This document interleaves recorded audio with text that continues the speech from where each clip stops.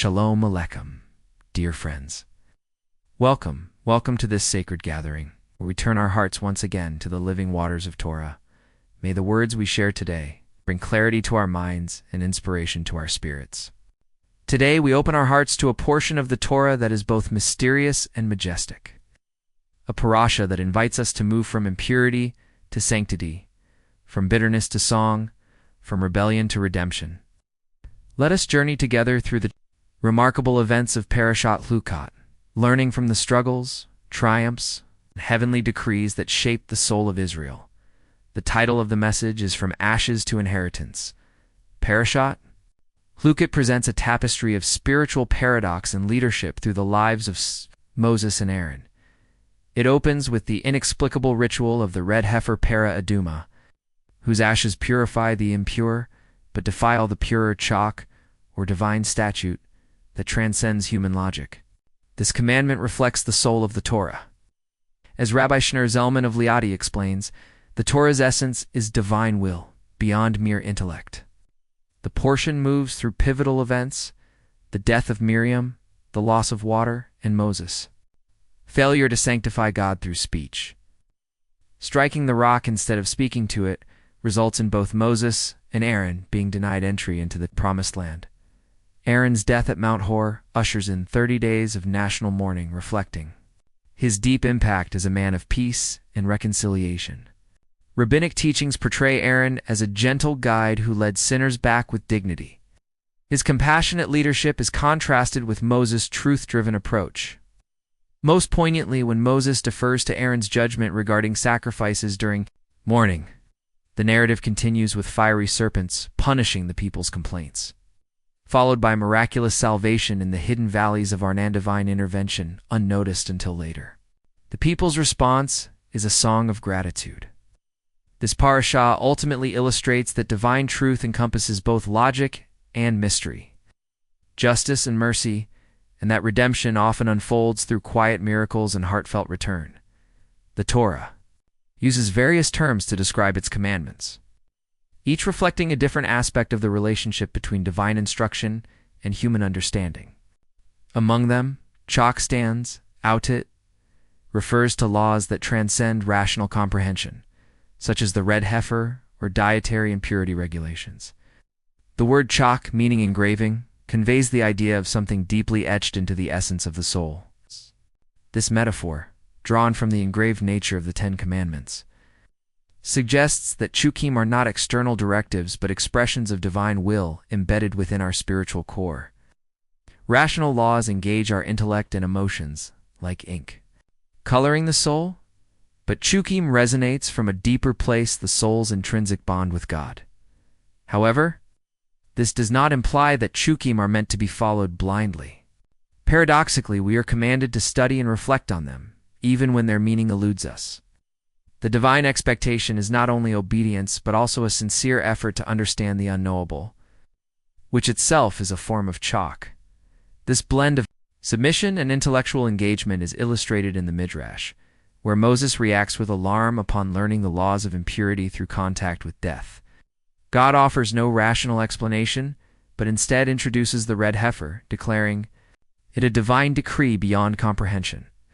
Through this, we learn that while we may never fully grasp these laws, our pursuit of their meaning honors the divine will and deepens our connection with the eternal. God does not demand blind obedience. Rather, he invites us to engage both mind and heart in the mitzvot commandments. The Ten Commandments, etched from end to end in the tablets, symbolize that divine will is meant to penetrate and transform every aspect of our being: intellect, emotion, and soul. Mitzvot should not be boxed into categories of logic or mystery, for all are expressions of God's will. Whether we give charity with compassion, rest on Shabbat with inner peace, or obey incomprehensible laws like not mixing wool and linen, each act draws us closer to God. Even the most puzzling mitzvot, when observed with sincerity, reveal that God's will is engraved within us, not merely imposed from without. Among the most enigmatic of these commandments is the red heifer, described as the Torah's decree chalk, beyond reason yet central to purification. According to tradition, 9 red heifers were prepared from Moses to the Second Temple period, and Maimonides teaches that the 10th will be prepared by the Moshiach. This legal detail is infused with deep spiritual longing, active hope for redemption. The Midrash likens the red heifer's role to a mother cleaning her child's mess, symbolizing atonement for the sin of the golden calf. Even Moses and King Solomon struggled to understand its meaning. God's response to Moses, "It is a chalk," reminds us that not all truth is within our grasp. In such obedience, we meet God not through comprehension, but through trust and surrender. God does not demand blind obedience. Rather, he invites us to engage both mind and heart in the mitzvot commandments, the 10 commandments etched from end to end in the tablets, symbolize that divine will is meant to penetrate and transform every aspect of our being, intellect, emotion, and soul. Mitzvot should not be boxed into categories of logic or mystery, for all are expressions of God's will. Whether we give charity with compassion, rest on Shabbat with inner peace, or obey incomprehensible laws like not mixing wool and linen, each act draws us closer to God. Even the most puzzling mitzvot, when observed with sincerity, reveal that God's will is engraved within us, not merely imposed from without. Among the most enigmatic of these commandments is the red heifer, described as the Torah's decree chalk, beyond reason yet central to purification. According to tradition, 9 red heifers were prepared from Moses to the Second Temple period, and Maimonides teaches that the 10th will be prepared by the Moshiach. This legal detail is infused with deep spiritual longing, an active hope for redemption. The Midrash likens the red heifer's role to a mother cleaning her child's mess, symbolizing atonement for the sin of the golden calf. Even Moses and King Solomon struggled to understand its meaning. God's response to Moses, "It is a chalk," reminds us that not all truth is within our grasp. In such obedience, we meet God not through comprehension, but through trust and surrender. Miriam's well represented more than physical sustenance. It was a symbol of spiritual transmission and individualized nurturing as she provided Torah. Wisdom suited to each person's capacity, her legacy was one of gentle faith and understanding. The incident at Meribah, where Moses struck the rock instead of speaking to it, marked a departure from this nurturing approach. Interpretations vary. Rashi sees the act of striking as the sin. Maimonides highlights Moses' anger, and Nachmanides points to the wording that implied Moses and Aaron, not God, performed the miracle. Rabbi Levi Yitzchak harmonizes these views by suggesting that leadership through rebuke, rather than encouragement, undermines the sanctification of God's name. God's disappointment stemmed from a missed opportunity to inspire the people with loving faith rather than authoritative force. The consequences of Moses' actions at Meribah were deeply symbolic. Rabbi Shimon Bar Yochai compares it to a king publicly shamed by a friend. What could be overlooked in private now demanded judgment. Moses' earlier expressions of doubt had been private. At Meribah, the failure occurred before the entire nation, publicly diminishing God's sanctity. This lapse was rooted in Moses' earlier hesitations, even at the burning bush, and ultimately fulfilled Pharaoh's mistaken prophecy that Israel's Redeemer would falter through water. The Midrash paints Moses' denial of entry as an act of divine justice and compassion. A shepherd must remain with his flock. If Moses entered the land alone, it would cast doubt on the fate of the generation he led. Even subtle textual details, like Israel choosing not to drink from their own well to benefit Edom through trade, reveal the Torah's deep ethical messages, reminding us to elevate others even when we ourselves are secure. As Moses led Aaron up Hor Hahar, a mountain atop a mountain, he did so with great tenderness, guiding his brother gently toward his final moments through Torah study. They reflected together on Genesis, with Moses gradually steering the conversation toward death. Aaron, sensing what was to come, quietly prepared himself. Inside a miraculous cave, Moses instructed him gently to lie down and ready himself. The divine presence descended. Aaron's soul departed with a kiss from the Shekhinah, peaceful and holy death Moses would later long for. But public error undermines divine authority. Because Moses failed before all Israel, the consequence was public as well. Furthermore, God reveals a deeper purpose. Moses must not lead the new generation into the land, lest it diminish the memory of those who perished in the wilderness. By remaining with them, even in death, Moses affirms their dignity and will one day return with them in the era of final redemption. As the portion concludes, the Torah recounts the tender and dignified passing of Aaron at Hor HaHar. Rare moment of humility asks Moses to gently inform Aaron of his impending death. Moses awakens Aaron with Torah study, guiding him through the story of creation before delicately leading him to reflect on mortality. Aaron, ever humble, accepts his fate and ascends the mountain with Moses and his son, Eleazar.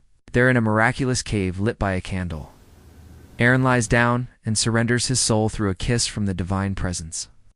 Death so serene that Moses himself longs for such an end. When Moses and Eleazar descend alone, the people panic and accuse them of wrongdoing. In response, God miraculously reveals Aaron's body, confirming his death. The entire congregation, moved by love and sorrow, mourns deeply, a rare honor not even afforded to Moses, reflecting Aaron's unique place in their hearts. Aaron's death highlighted his extraordinary legacy of peace and compassion. Unlike Moses, who often stood firmly for truth and justice, Aaron gently drew people toward righteousness through kindness and love. He never directly rebuked anyone, but welcomed all with warmth, inspiring even sinners to reconsider their actions. As a peacemaker, Aaron mended broken relationships by conveying each party's remorse until reconciliation occurred. And countless children were named after him by parents whose marriages he had saved. The sages saw Aaron and Moses as two divine traits harmonized, Moses representing truth and justice, and Aaron peace and benevolence. This balance is poignantly illustrated in their one recorded disagreement regarding sacrificial law during mourning, an event which ultimately revealed Aaron's deep understanding and sensitivity to divine intention. Their relationship reflects a profound truth. Even contrasting virtues can coexist to fulfill a higher divine harmony. This passage explores the dynamic relationship between divine truth and human empathy, highlighting a profound moment where Moses, the conduit of God's absolute truth, acknowledges the compassionate perspective of Aaron. Chassidic teachings deepen this by showing that while divine truth is perfect, human understanding, though limited, is still meaningful because it is infused with God-given purpose. Aaron's compassion was not a detour from truth, but a different expression of it. And together, Moses and Aaron modeled a leadership that united divine instruction with human care, guiding Israel with both firmness and love. The second part reflects on Israel's journey and their recurring challenge of faith. When they complained against Moses and God, the Talmud emphasizes this as rebellion against the divine itself.